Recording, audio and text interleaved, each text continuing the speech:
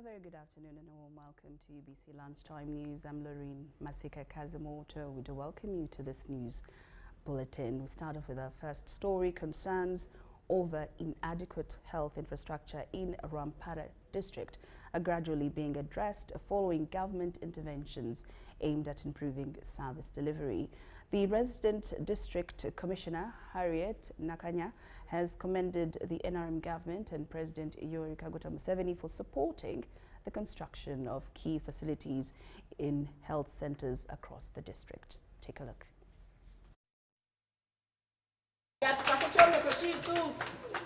The Uganda People's Defense Forces UPDF Engineers Brigade today commissioned a 3-in-1 staff housing block at Bugamba Health Center 4, launched the construction of a retaining wall at Chibale Health Center 3, commissioned a placenta pit at Indeja Health Center, and handed over a toilet facility at Kachigani Health Center 2. The UPDF Engineers Brigade Manager for Western Region, Captain Yunus Ntegeka, explained that all these projects cost approximately 287 million. Because you can see it is completion.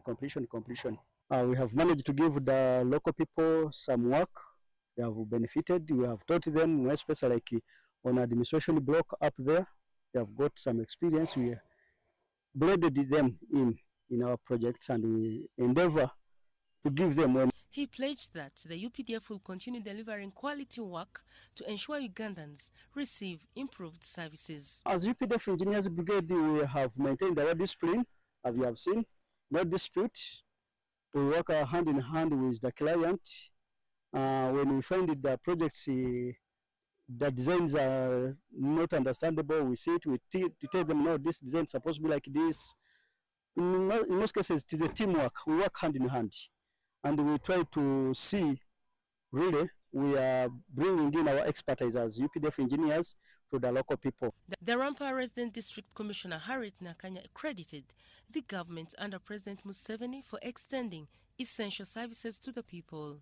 I've been having many projects in the district, but when you compare the projects which were constructed by the private contractors and the UPDF Engineering Brigade, let us be using UPDF Engineering Brigade. In terms of health, the government is trying. Though we have the key challenge in health, the most challenge we are having is staffing. Like for today, we launched a project in Chibale Health Center 3, but we had only 2 health workers. Kurinayamba Provia, a nursing officer at Bugamba Health Center 4, thanked the UPDF Engineers Brigade for the quality work and pledged improved service delivery. Critical cadres such as medical officers, midwives, dentists, and laboratory personnel are still insufficient. And this affects our ability to fully meet the growing health needs of our population, majorly for Rwampara district. Rwampara leaders and residents have also appreciated government for prioritizing their well-being through improved healthcare services. So we are happy for having this facility in place, and today we are commissioning it, and it will help our people and the community at large, especially the health workers at Kachigani Health Center. The Engineers Brigade was assigned the responsibility of constructing government projects on 1st July 2021, initially focusing on the ministries of health and education, and has since expanded its operations to over 18 ministries, departments, and agencies.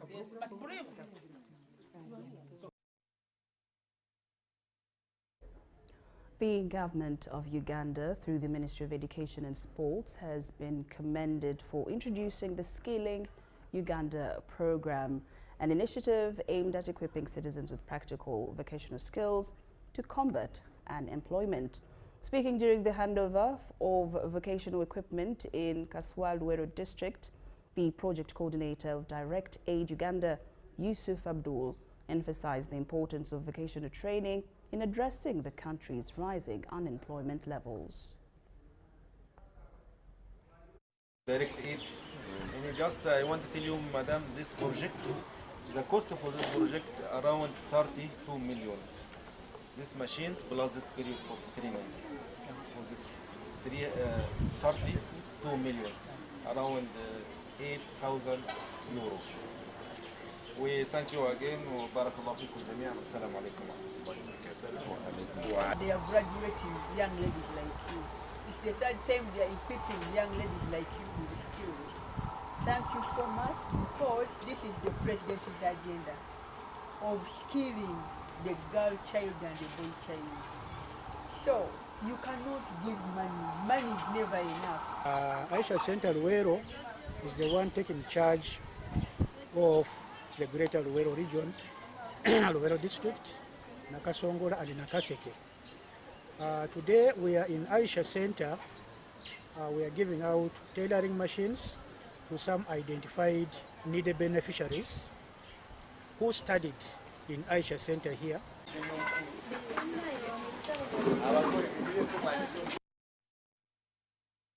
Labour migration stakeholders have called for the establishment of a special fund to support safe, humane and orderly labour migration. The proposal was made during a labour migration symposium themed on celebrating gains, addressing existing loopholes and promoting safer migration practices. Government has outlined key interventions aimed at improving the welfare and protection of migrant workers in foreign countries. As a government of Uganda, the ministry had, amongst others, one of the key components in this particular policy, being that component on labor migration. This component, amongst others, seeks to enhance the protection of migrant workers and also, as I said earlier, looking towards ways to ensure decent work for the Ugandans that go to work abroad. According to the Minister of Gender, Labour and Social Development, Uganda externalizes approximately 21,000 workers annually, although the numbers declined during the 2019-2020 COVID-19 period. The Minister of Finance reports that Ugandan migrant workers remitted about $1.7 billion in the 2024-2025 periods. Despite this significant contribution, stakeholders are calling for a dedicated fund to support migrant workers' welfare. Why this fund? Because it's the one which we can use to fend for justice for our workers in the destination states, even to facilitate our embassies and consulates in the destination states to provide redress to our fellows in the same states, but also to work on the rescue and repatriation of our fellows from the states from where they are languishing from. Many of our workers are languishing from employers' houses, from embassies, from offices, from deportation and detention centers, simply because we do not have any fund to do the same. Migrant workers are also urging government to reduce the taxes imposed on them. Only the Ugandan government could come up and not only end on writing the contract, but implement what is in the contract. I think that could improve the lives of migrant workers, especially in Saudi Arabia, where most of them are migrating to. Secondary, the tax is too much. As Uganda continues to rely on labour migration as a key economic driver industry, analysts say targeted support systems will be critical in safeguarding the welfare and the dignity of migrant workers. Christians across the globe have marked the way of the cross to symbolize the crucifixion of Jesus by the then King Pontius Pilate in Jerusalem. At Namrembe Diocese, the Christians marked the way of the cross by a 3-kilometer walk from the cathedral to Mengo Primary School playground through Balituma to Mengo Natete Road. Led by the Bishop Moses Banja, the Christians made 3 stopovers to pray for the needy, starting with the Kampala School for the Physically Handicapped, to Mengo Hospital and to Sanyu Babies Home.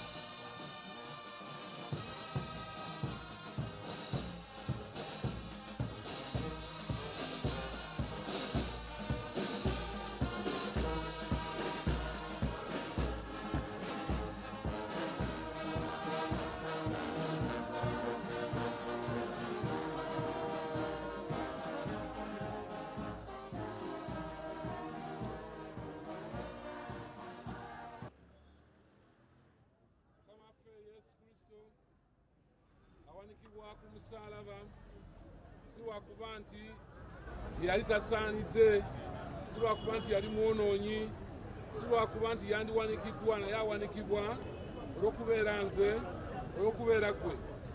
Twebaza Katonda mu mwana we Yesu Kristo eyamalirira n'agenda ku musalaba ogwo ng'awanikibwa olw'ebibi byaffe. Mukama atubeere Bannayuganda okwetunuulira, kwekakkanako, okulekeraawo okwonoona, ebyo byonna byonna ebikolwa ebitaliimu nsa tubyewale. Bwe bwe tubikola tuba twongera okumuwanika ku musalaba. Bwe tubyewala omusalaba guno gubeera nga tekuliiko kintu kyonna kubanga Yesu yaguwangula. Twebaza nnyo eddwaliro lyaffe erya Mengo Hospital we tuli kaakano, Katonda ng'ayise executive director era n'ayita sitaafu yonna, boards ezifuga eddwaliro lino. Katonda oyo ng'ayagala ekigambo kye kyamuleeta ku nsi kituukirire bulungi, ekyokuleeta obulamu mu bantu. Twagala nnyo okwebaza abasawo aba Mengo Hospital be tuli nabo wano era be tutambula nabo nga tutambuza ekkubo ly'omusalaba nga tulowooza ku bulumi, okwewaayo, obumalirivu n'okuwangula. Nammwe tubasabira Katonda ng'abayise nga mukola emirimu gye, nga mukwata ku bantu, nga mubakwatako n'engalo ennungi, era nga mwogera gye bali ebigambo ebisimba obulamu bwabwe, ebireeta obulamu, ensonga enkulu eyaleeta Yesu ku nsi kuno. Mukama nabo babeere bawanguzi, abaddemu essuubi lubazzeemu, abanafuye Mukama obawa amaanyi, obasisinkane obakwatako n'ekisa kyo, engalo ze zijjanjaba era eziwonya. Abazadde bo bakola bulungi ne batakusuula okulaba nga ssanyu Chaplain Dean wa Lutikko, abasumba bonna, ababuulizi, abantu ba Katonda bonna. UBC Lunchtime News. More stories this afternoon. Efforts to reduce the education gap between rural and urban areas are beginning to show results, with government-aided schools posting improved performance. At Nyabubare Secondary School in Bushenyi District, administrators say the long-held perception that government schools underperform is changing, citing strong results in academics, discipline and co-curricular activities.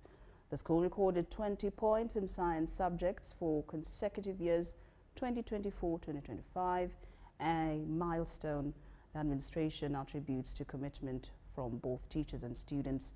However, school authorities have raised concern over the lack of a modern science laboratory, which they say is limiting further progress, and are calling on government for support. Nyabubade Secondary School is now being cited as an example of how government programs can uplift rural schools and help close the education gap. Actually, I would like to also appeal to the public that this misconception that rural schools, that USE schools cannot perform is totally wrong. So long as we are well facilitated, so long as our learners are disciplined, so long as we get cooperation from all the stakeholders, we can all perform. Because when you look at the environment of Nyabubare Secondary School, it's conducive because it is away from town, from noise, from everything. And there are also other schools which are like Nyabubare. So parents should also entrust their learners with those schools because they are capable. We have tested it and it is working. Me, the feeling that government schools do not perform, I think that is a fallacy, what we can call an error in reasoning, because this one is a government school, and for the 2 consecutive years we have had best students in the country. So government schools have resources, and it's a matter of putting them to use, and then the learners can perform. But saying that government schools can't perform, I think that's wrong. I also want to thank government for the support they give to these schools, especially in the science sector. Because usually these schools get what they call capitation grant. and the students and the parents contribute something small. But mainly, the government has done a lot, especially the infrastructure, in paying the teachers and other workers to keep some of these schools. Chambogo University Gender Mainstreaming Unit is working on eliminating gender barriers towards equal rights and opportunities in the learning field for female students and staff. During the Post-Women Day celebrations at the university, emphasis was placed on fairness and enhanced inclusivity of access to equal opportunities for women. Reports indicate that gender gaps in learning institutions for both students and staff has widened the gap opportunities. It's against this background that Chambogo University is strategizing on bridging the gap by encouraging equal opportunities for all. Empowerment socially, politically, economically, and institutionally. So that focus aligns with Sustainable Development Goal 5, which aims to achieve gender equality and empower all women and girls, as well as Sustainable Development Goal 16, which seeks to promote peaceful and inclusive societies, provide access to justice for all, and build effective, accountable institutions. The Gender Mainstreaming Department at the university also plans to institutionalize gender-responsive planning and budgeting. I live near a school and they release the children, especially the candidates, at 8:30. And this is a day school. So the students, it's a secondary school, they meander around the area to go back to either the hostel or their respective homes. So what do you take into account as you construct the roads that are surrounding that school environment? Government urged to scale up leveled grounds to accelerate access to justice, equal rights, and empowerment for all women and girls.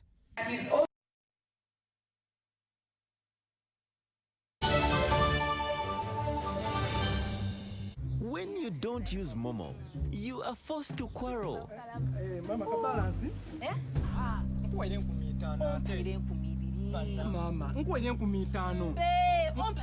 abantu abakuluma atandisa obuyayi iwe ava mu bibozi sente dange ninzadde kolera ngo binankolera sente dange.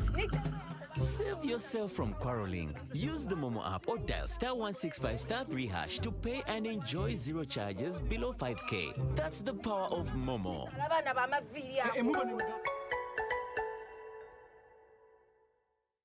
It's our mission to secure your money.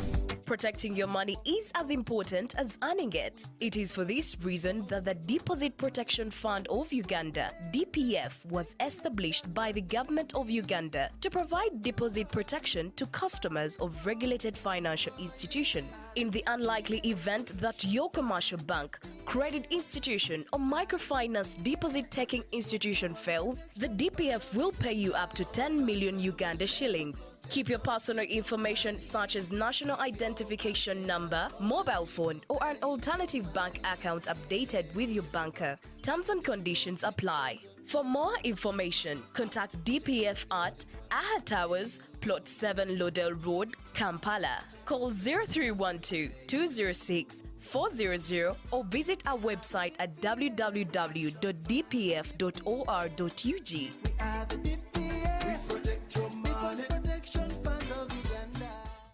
When you don't use Momo, you get insulted by strangers.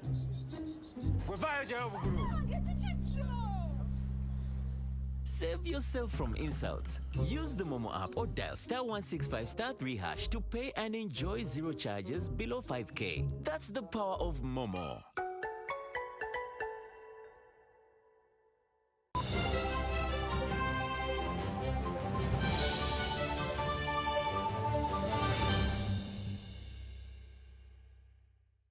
Welcome back from that break. Now some interesting news coming through. NASA's Artemis 2 mission is continuing on track with its 4-member crew now officially on their way to the moon.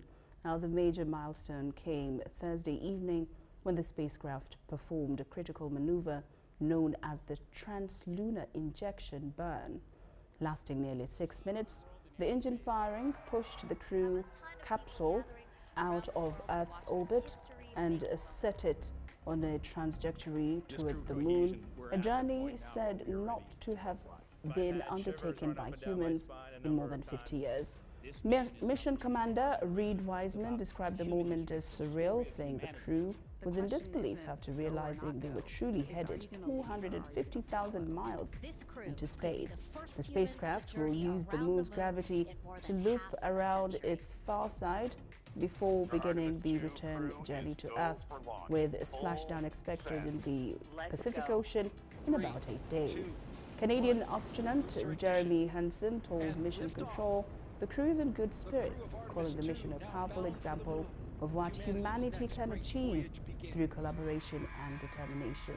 So far, the mission has experienced only minor technical issues. A small problem with the water system prompted precautionary measures, while a cabin pressure warning was later confirmed to be a false alarm. NASA officials say the flight remains a test mission aimed at refining systems for future crewed deep space exploration. But with the successful engine burn complete, orbital mechanics are now firmly in control, carrying Artemis 2 around the moon and safely back home. Of this mission. Artemis 2 is the first step in a outstanding. We have you loud and clear. How about us? I hear you loud and clear, and I truly cannot believe it. You are quite literally on the way to the moon right now and still speaking with us. Tell me, how do you feel? What's going through your mind? I mean, this must be so incredible, because have you allowed the weight of the moment to really fit in here? Have you allowed that to happen? Well, first and foremost, we all wanted to give a shout out to our families first, because we are pretty far from Earth and we have not gotten to say hi to them yet. But there was a moment about an hour ago where Mission Control Houston reoriented our spacecraft as the sun was setting behind the Earth. And I don't know what we all expected to see in that moment, but you could see the entire globe from pole to pole. You could see Africa, Europe, and if you looked really close, you could see the northern lights. It was the most spectacular moment, and it paused all four of us in our tracks. What has been most surprising to you about this so far?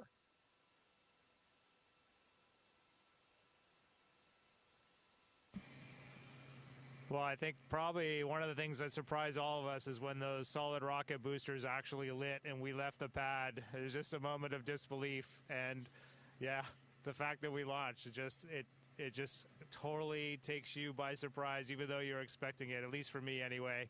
And I just had a huge smile across my face.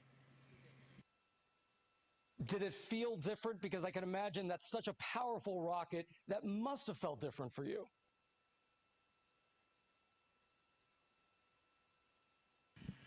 One of the biggest surprises was how smooth riding those solids was. We all expected a really just dynamic ride, a lot of motion. We were prepared to potentially not being able to see telemetry, to maybe even not being able to, touch switches, and it was very smooth. It was a definite difference when they separated and we were just on the main engines, but just a steady rumble and a great ride.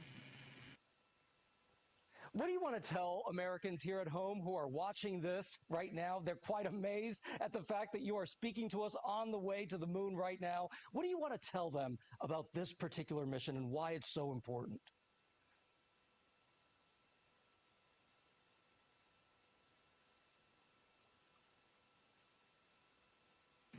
First and foremost, I would just like to say thank you.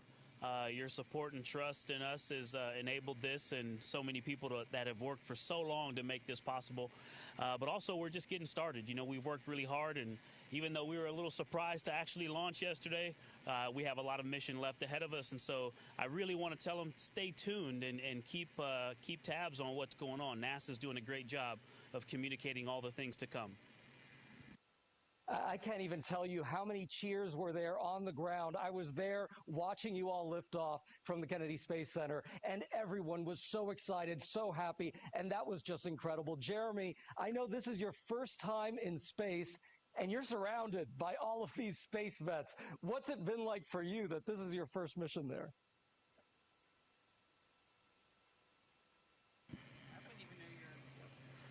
There has been a tremendous amount of disbelief for me. It's just so extraordinary.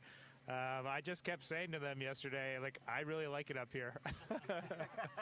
I wish I could have got here sooner.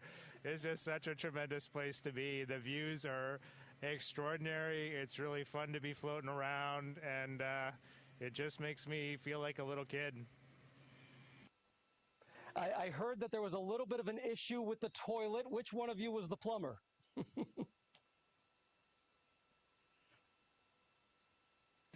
I'll take that one. I'm the space plumber. Well, happening in real time, of course, in NASA, that is the Atmos 2 mission, who are making their journey to the moon after over 50 years. All right, so young innovators have been urged to utilize government-established ICT hubs to incubate their innovation to a bankable stage and attain self-reliance. This call was made by Alan Kajina, a board member of trustees for the MTN Foundation, while touring the National ICT Hub in Nakawa to assess the progress of MTN-supported projects. Take a look. Alan Kajina, a member of the MTN Foundation Board of Trustees, has commended the management of the National ICT Hub in Nakawa for supporting startups to develop feasible prototypes. Kajina was on a mission to fast-track MTN Foundation support towards the ICT Hub. The accessibility will increase, but it's rewarding to see that even the ones who come here are not necessarily Kampala residents, that they come from Kabale, they come from Soro. The digital trucks, there's one outside there which I'm told moves around the country, but with 2 other buses that MTN has put in place so that we can reach people where they are.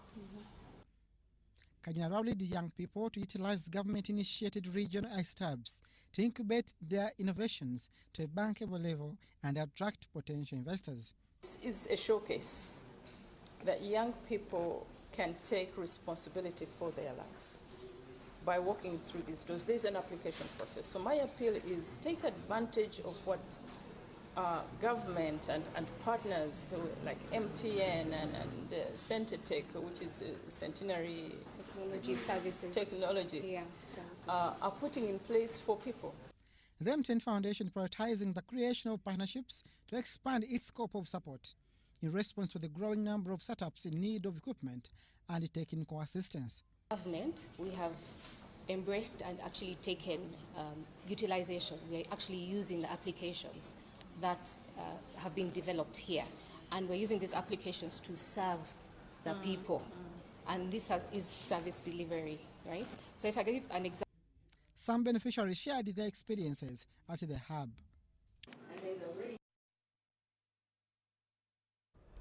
And with that, UBC Lunchtime News has come to an end. Do enjoy much more of UBC Television's programming. I'm Lauryn Masika Kazimoto.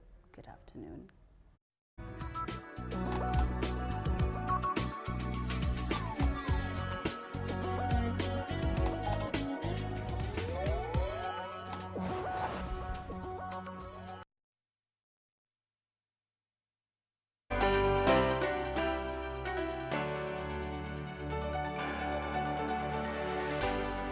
UBC, inspiring Uganda. Exercise can't be sustained. Eating can't be stopped. It's